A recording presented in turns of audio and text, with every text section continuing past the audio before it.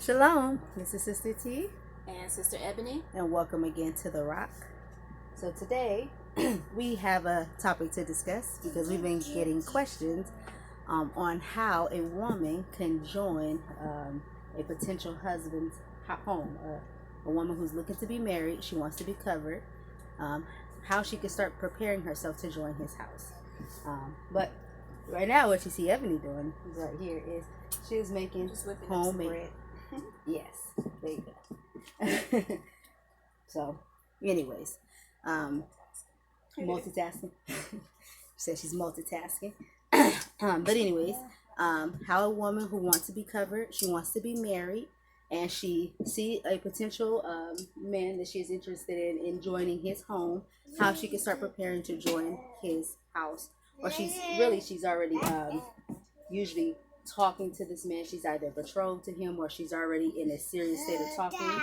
They have gotten past the casual talking state where they're kind of just getting to know each other, or she's just inquiring, and they're on a more serious, More direct, yes, straightforward path.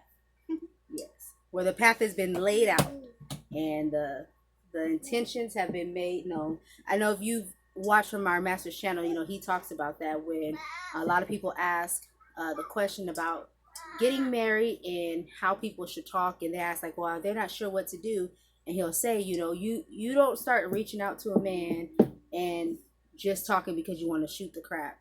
You want to just casually have a conversation about how men and women operate and are, and how is this marriage. He'll say you need to speak or talk with intent. So when you're reaching out and you know that you want to cover, your mind is made up. I want to be covered, and I want a head. I need a husband. I realize that a woman needs to be covered, and you're looking for a righteous man, or a man that fears Yah. In this case, And not just looking at this point. This is it would be the more direct. I want to join your house, or I want to join this man's house.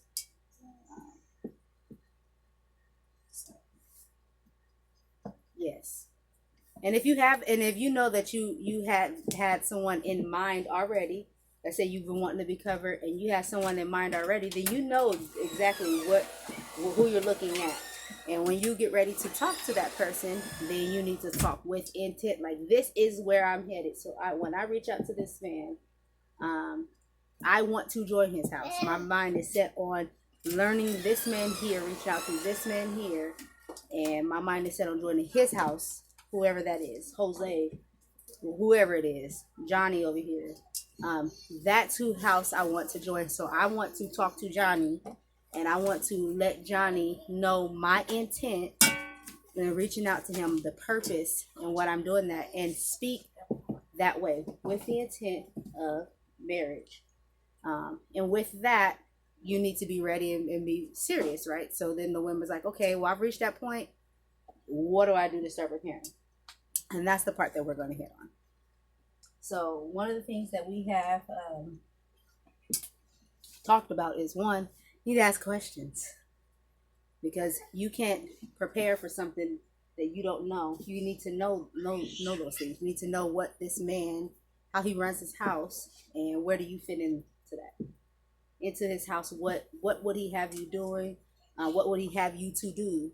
If this man already have a wife or wives, sometimes talking to them sisters will help you get more understanding on how this man operates, what he does, what he expects, the expectation of that home.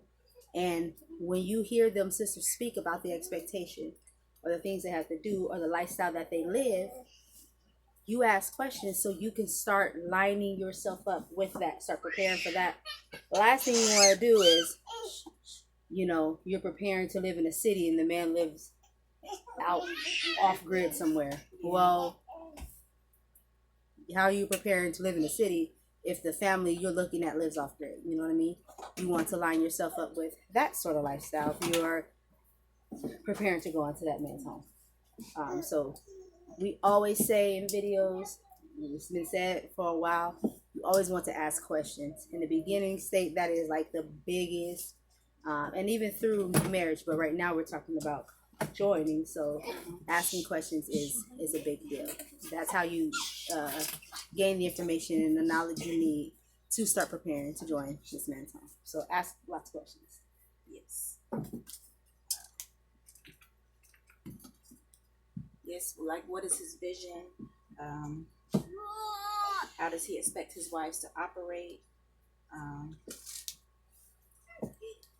Children.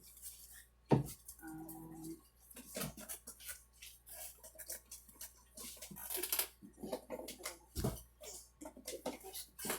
Yeah. So, like Ebony was just saying, you want to ask all those questions about his family, his vision. What is he looking like? So you'll know what that picture looks like. Also, another thing you need to ask is, well, sometimes it's not even just about you asking, it's about you asking and it's about you also giving information. But that's another thing. It's not just about you just asking, like as if you're the only one pursuing this marital relationship or this covenant. You know, you're trying to go on covenant with a man who also need to know things about you. So you also need to give information. If you're preparing to go in this house, you want to give him all the information he needs to help you to be prepared. So if you know that you have prior engagements, arrangements, certain things that you live or certain things that you do, you need to give that information to the man and put it in his hands and say, well, what would you have me do with this? What, I have a gym membership. Am I going to be able to keep this gym membership? Is that something that you're okay with? You want me, I go to the gym. Is that something you're cool with? You can't just assume I'm going to the gym. What man wouldn't want me going to the gym? So I'm going to just keep paying on this gym membership and doing that? No, because that man may not want you going to the gym. He like, that's a total waste of money. What we do, you want me going to the gym. You going to work out at home. Or you may need to get a new gym membership elsewhere. Like that. My family has a gym, a gym that they go to that you'll be going to if you wanted to go to the gym. You know what I mean? Or he may not want you to go to the gym at all. Or let's say you have certain debt. You need to share that information. That's part of being prepared too. You don't spring up the debt at the last minute. right. You give them this. This is the debt that I have. How do you want me going about addressing it? Do you have your wives work or not? So you can, prepare yourself for that.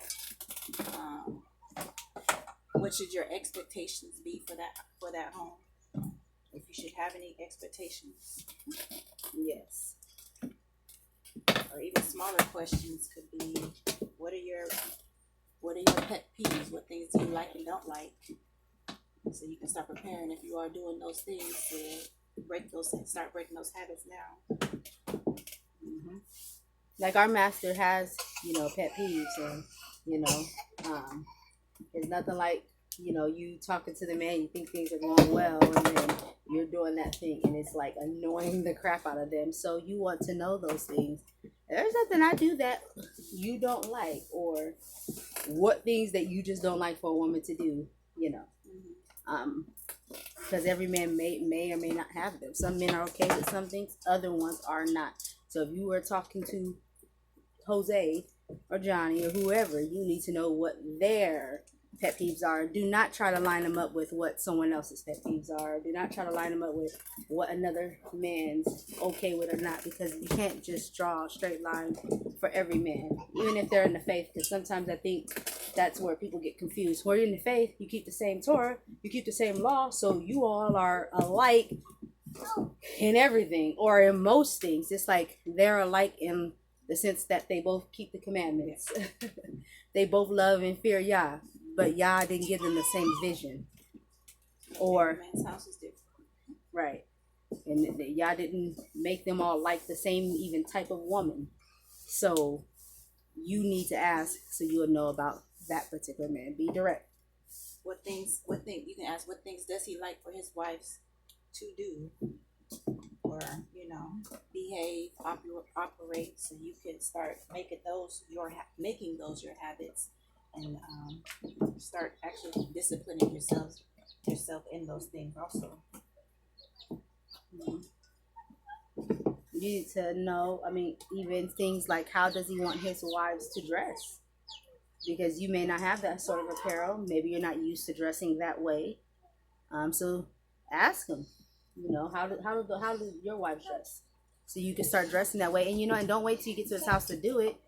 If you know that this is the man I want to marry, because remember, you're speaking with intent, you're not just inquiring, then start dressing that way already, because that's one way you can show the man that you're serious. If he sees his wife dressed in a certain way and y'all are headed in that direction, he already see you dressing that way, he knows that you're paying attention.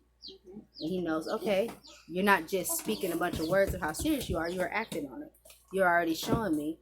One thing my master talks about a lot, or maybe Ebony can tell you, some of the things that you did, that master noticed right away. All he had to do was just speak it, and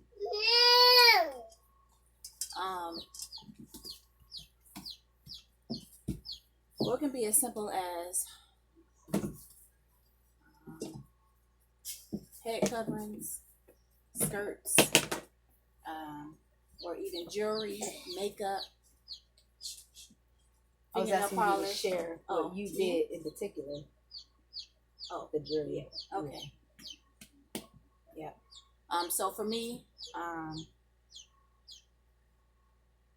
had recently got a nose ring right before me and Master had started talking, and he had mentioned that his wives do not wear jewelry. And so at that point, I knew that if I wanted to join his home, I would not be able to wear jewelry, and a nose ring was one of them. So I just said, okay, I want to join his house, so I need to take it out. And the next time I took it out, and the next time he saw me, he saw that my nose ring was out. And so that was one of the things that he saw that I was being proactive in, and actively listening to what he said, and moved on it before he even had to tell me like, take that nose ring out or take the jewelry out, whatever.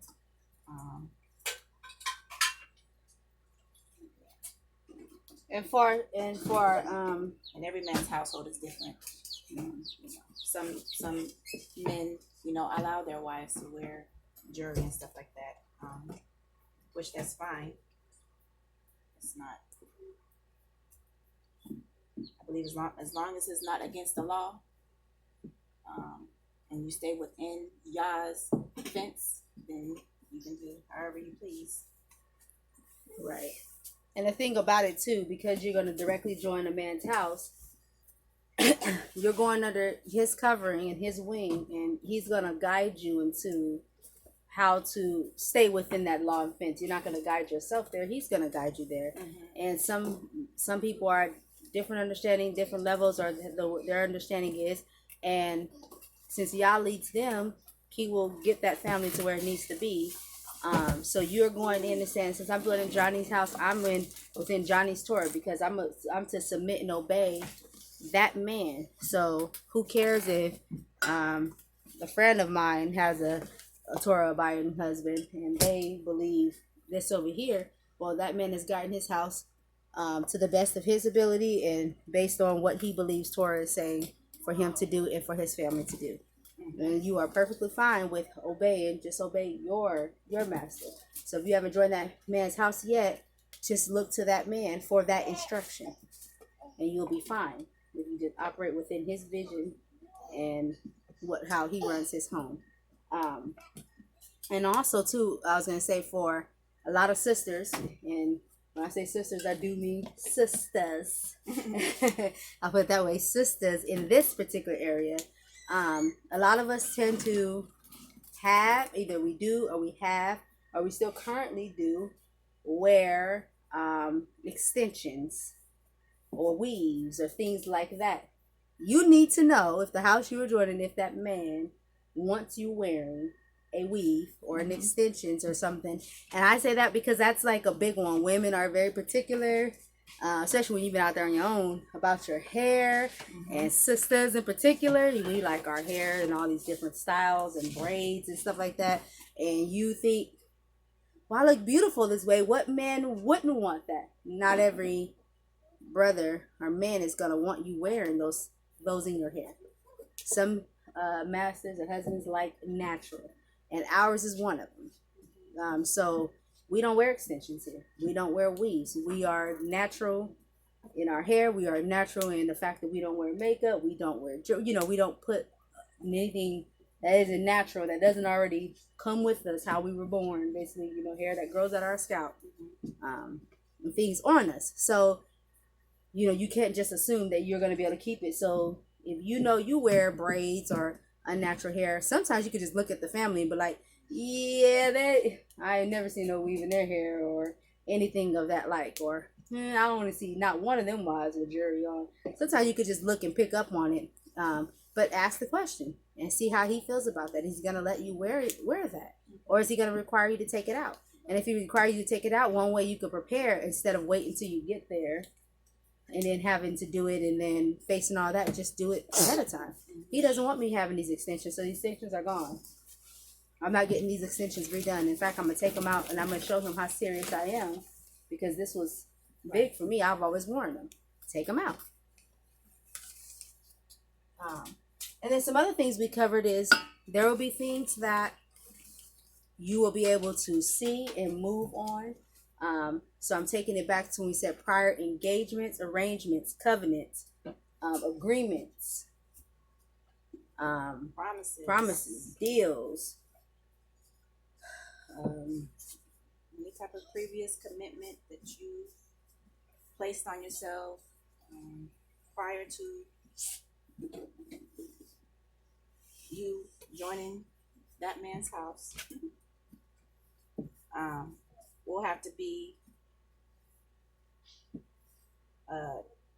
discussed with him, or you can't expect him to take on anything that you previously any deals or anything that you previously made outside of him.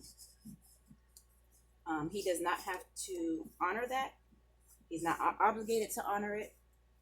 So you need to prepare yourself for that, and discuss with him those things. So you're letting him make the decision on whether those things will be honored, whether you'll be able to do those things, and how he feels about it. Even financial obligations, previous scheduled trips with your coworkers for spring break or something like that. I don't know. Vacations you may have planned, family reunions, anything. Car notes. Should I say car notes? School debt, mortgage payments if you had a house or something by chance.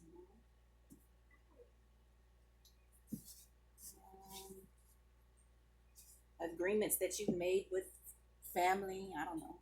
You agree to do this for them or do that for them, or pick them up for this, I don't know, particular appointment or something like that. All those things. Weddings you plan to participate in. Yeah. Babysitting you probably did or plan to do. I mean, we get ourselves into a whole bunch of stuff. Yeah, I'll do that. Oh yeah, I'll be at your anniversary on 5 months from now. Then in that 5 months you get married. Now what? And he doesn't have to let you go because you wanted to be there. That was before. That has nothing to do with him now. So things have now changed. So you want to let that, don't just assume, well, I'm going to just be able to do it, because anything that I had already scheduled before talking to you, I'm going to finish out doing all of them, then I'll stop. No, you're going to be required to stop when he says to stop. So you want to bring all that stuff up, and you don't want to hide it. You want to put it right there in the forefront and let him determine and tell you what he's okay with and what he isn't okay with. And that can kind of lead into our next one, would be start submitting yourself in as many things and in as many opportunities as you can, because once you join that man's home, or once you actually become betrothed, because betrothal is you actually became you're actually married now. You just have not consummated yet. You become his wife. So at that point, you are, as a biblical wife, supposed to be submitting to him in all things. And if you're not entering his home right away at when you get betrothed, then and you're still preparing to join his home or to go to his home after you become betrothed. But again, you can still do these things, what if you plan on joining the man's house, you can still start submitting yourself to him and showing him that you want to become a part of his home. You don't want to wait, is the point in this aspect, because once you already required to do it, it is better to have experience beforehand. You don't want to get there and get lost and find yourself on the disobedient side, or taking a long time because when you could have had practice ahead of time on how this man is operating and in practicing moving. When he speaks, okay, let me move. He speaks, he said something, let's move. Mm-hmm. The sister said they do this, let's do that. If you get in the habit of that already, you will go in with a working knowledge and a working habit already. If you adjust to the way the family eats before you get there, you won't go to this family's house thinking you have to have fried chicken every day, or I used to have fried pizza. I used to buy from the frozen section, and you go and they go, no, you ain't having no fried chicken. We only bake, or no, we don't go for the freezer section. Everything we make from scratch, and you're not prepared. And you're like, but I don't eat like that. Or some people is on a whole nother thing. I eat all vegan. Then you definitely better find out if that family is all vegan, or they're gonna let you eat all vegan. You can't just assume, well, if I want to eat all vegan, I can if I want to.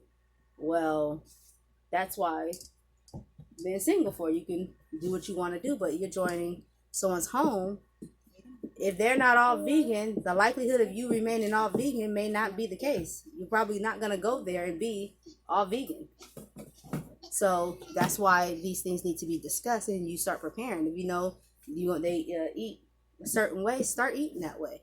If they don't eat a lot of takeout, why are you eating takeout? Stop eating takeout. Right. So it's not a shock to your body, your system, and a struggle for you because you want a cheeseburger. He's like, you want some? We got some meat up in there in the freezer. You can go put the cheese that we have in there. Go ahead. And this may be hard. Because you just want to start operating in the way that he is going to want his wives to operate, such as, because you're used to just running your own life and making decisions for yourself. And though some things your husband may let you make decisions on, a lot of things he's gonna want to make the decision. He's gonna want you to run things through him, and you can get in the habit of doing that. What are some things? Well, even your grocery list, you can start there. Well, I normally buy these things. What do you think about that?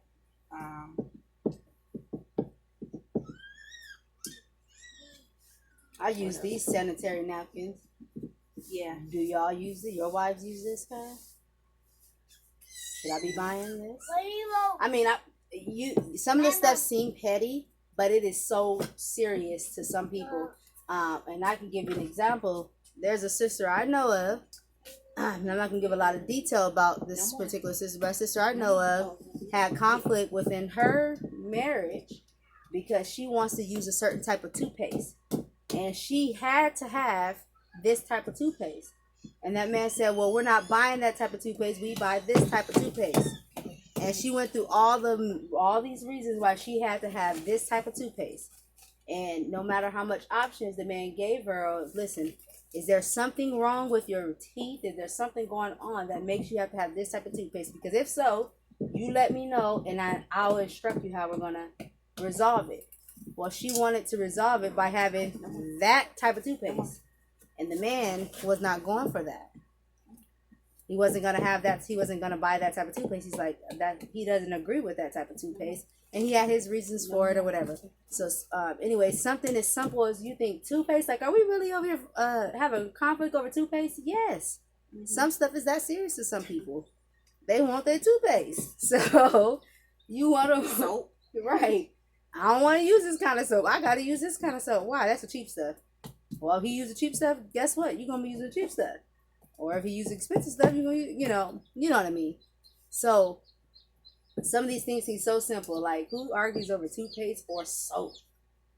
Lots of people probably. Some people are for that particular. They've grown accustomed to using a certain thing. They want to do it a certain way. Mm-hmm. So that's why we're bringing this up, to let you know. Run everything by the man. Finances. All of them. Debts. Finances. Like Ebony said, I like the way she put that. Just get your grocery list. Write out your grocery list and show it to them. Like, this is what my grocery list look like. Does this match anything what your family will be doing? Tell me what to put on this grocery list. If you have income coming in, discuss with him how he wants you to spend that income. Because if he allows you to work, you know, when you come to his home and while you are married, then that's what it's going to be when you go there. So start now. And also, if you have income before you're joining the man's home, and you'll want to bring that to him, and in order to help, help your family. Basically, just helping your future or your future husband, or a manager. Well, not necessarily manager interested in, but you can also tone down what you're doing and not be careless with those things if you are wanting to join a man's home, because those things can help that family that you're wanting to join in. And not go spend up all your money. Right. And too, like perfect word was careless. You just don't want to be careless different, because you're showing him financially how you handle business in general by the way you spend money and what you choose to spend your money on. You're showing him the discipline you have or the discipline you do not have. So you'll want to just get on board just in general with their spending, because that is how your spending is going to go moving forward. So you want to just get accustomed to that lifestyle. And I think that pretty much sums it up. And you could probably get the point. You're getting accustomed to how that family lives. Is that the family you're joining? You're joining that household, or gonna go in covenant with that man. You want to get accustomed to the way he lives, to what his expectations, and how he wants things done. And you want to start moving in that direction. And that is one way you can prepare yourself. And if you do it, you will find that it'll be easier to, like, coming in will be a lot more smoother. Getting into the program, getting into what everyone's doing, getting what people say in groove of things is a lot more smoother, and you'll be assimilating to him a lot quicker and a lot sooner than if you just try to keep your old ways. And also, to be honest, as the man is, what's it called?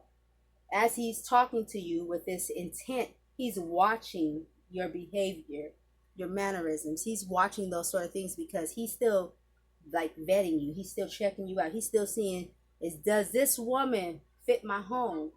Is she gonna come in and destroy my family? Is she even gonna submit to me? And just by little things, he may throw them out there so he can see, are you good at catching on to something? Mm-hmm. You know, catching on to his hints and moving in that direction, or catching on to something he said. He may have not even hinted it. He may have just said it, like, my family don't wear, fake hair. And, he may just see if you heard what he just said. And he said, you telling me how serious you are, your movement or lack of movement thereof can show whether you really that serious or not. Are you playing games?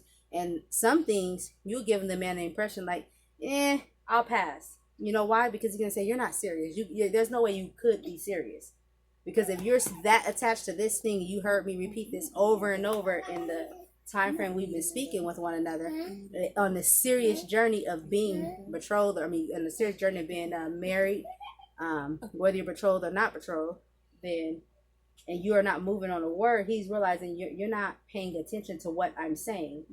And I think that's what we lack already. We don't really listen intently. I think you said that a little earlier. Yeah. Listen intently, like with intent to do exactly what's coming out of his mouth. So we hope that you found these things helpful. If you have any other questions, anything, any examples you want to add, please leave them in the comment section. Share your thoughts, your ideas, or just tell us what you thought about what we're discussing. We'd like to hear it. But we hope this video have been helpful, and we hope somebody gets something out of this. And if you're joining a man's home right now, we hope these tips have helped you out.